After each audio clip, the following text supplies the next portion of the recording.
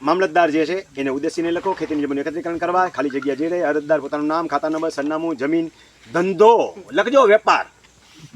ખેતી સિવાય કાંઈ લખવાનું થતું નથી. ઘણા હળંગડાયા હોય, સમજા?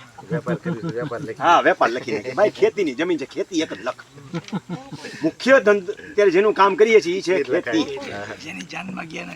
હા, એના ગીત ગાવાના છે. પછી તમારી જમીનનું વર્ણન કરી નાખો, જે કાંઈ છે એ બે જમીનનું વર્ણન કરવાનું છે, યાદ રાખજો. એટલા માટે સત્તા પ્રકાર લખવાનો છે. તો એકત્રીકરણ શેનું થશે? 3 શરતો મુખ્ય મળવી જોઈએ. ન સમજાય તો એને 4 ભાગ પાડીને સમજાવીશ. એક, જે જમીનનું એકત્રીકરણ કરવું છે એના શેઢા મળવા જોઈએ. દાખલા કે મારે આ શેઢો મળે છે એમ કહેવાય? ન કહેવાય. વચ્ચે રસ્તો છે તો મારે રસ્તો કાઢી નખાયા એકત્રીકરણ કરતી વખતે. અથવા તો આમાં કોઈનો હક નથી એટલે આવીને રોજ કામ થાય તો કાંઈ નડતું નથી. બાકી આ રસ્તો કોકનો હોય આગળ જતો હોય તો એકત્રીકરણ થાય નહીં. તો શેઢા મળવા જોઈએ. ખૂણો મળતો હોય તો આવો આખો શેઢો મળે એવું જરૂર નથી. એક તમારો સા હળંગ ટ્રેક્ટર હાલ્યું જાય, સીધો થઈ જતો એટલે હાલે એકત્રીકરણ થાય.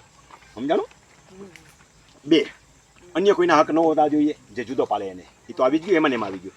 સત્તા પ્રકાર બંનેના સરખા હોવા જોઈએ.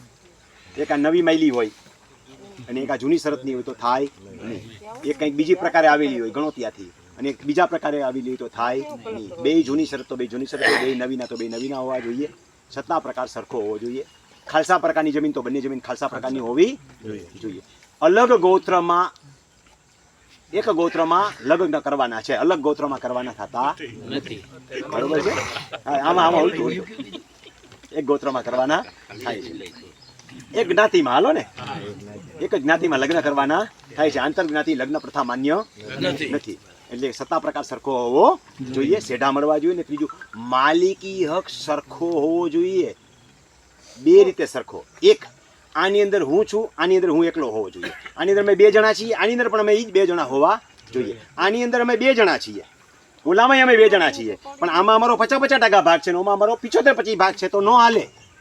માલિકી હક એક ને સરખો હોવો જોઈએ. એકત્રીકરણ થયા પછી આમાં 25-75 ને આ બેનો ડિવાઈડ કેવી રીતે થશે?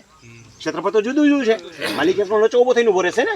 આમાં અમારો 25-75 ભાગ છે, આમાં 50-50% ભાગ છે. આ 3 એકર છે, આ 1 એકર છે. 1 એકરમાં 50% હતા, આમાં 25-75 ભેગું થાય તો એકને નુકસાની જાય, એકને ફાયદો થશે. એવું હાલે નહીં. માલિકી હક, માલિક એક સરખા અને માલિકી હક એક સરખા હોવા જોઈએ. આટલી શરતોનું પાલન થતું હોય તો જ એકત્રીકરણ થાય. નકર એકત્રીકરણની અરજી કરવાની થતી નથી. પહેલાં એ સરખું કરી લેવાનું. હવે આમાંથી સરખું કરવાનું એક તમે સરખું કરી શકશો, શેઢા મેળવવા વાળું જો થતું હોય તો. લોટનો વટલો ટુકડો ખરીદ્યો, ખરીદ્યો એટલે ભેગું થઈ ગયું. ભાગ ઓછા હોતો હોય તો સરખા કરી શકો. સત્તા પ્રકાર તમારી સત્તામાં આવતું નથી, એ તમે કરી શકો નહીં તો એકત્રીકરણ થાય નહીં. હવે અરજી કરી દીધી, બધું સરખું છે. એકરારનામું 2 સહી કરીને દઈ દીધું. પછી આ છે ને આગળથી પાછળ આવી ગયું છે. એ નિયમો છે, ખાલી વાંચી જવાના છે તમારે. કોણ કેટલા દિવસમાં પ્રમાણિત કરશે, કોણ ચેક કરશે વગેરે પુરાવા લિસ્ટ છે. પછી જે છે ખેતીની જમીન એકત્રીકરણ કરવા બાબત અરજદારે જે છે શું જોડવાનું છે. પરિશિષ્ટ એટલે આવડું આ ફોર્મ છે. નિયત કોડ ફી સ્ટેમ્પ એટલે 3 રૂપિયાની લગાડી દેવાની છે. અરજદારનું સોગંદનામું એની સાથે જોડી દેવાનું છે. નમૂનો છે. જમીનનો ટ્રેસિંગ એટલે નકશો મેં તમને પહેલાં જ વાત કરી ને ટ્રેસિંગની, તો કે શેઢો મળે છે એના માટે ટ્રેસિંગ જોડી દેવાનું છે.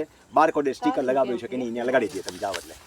બરોબર? અરજી જનધન કેન્દ્રની અંદર આપો એટલે કરી દે. એ કે છે ને જનધન કેન્દ્ર કે છે, શું કહે છે? જનસેવા. અરજદારનું સોગંદનામું આ જે છે એ આપી દો, જોડી દો એટલે એની પ્રક્રિયા થશે.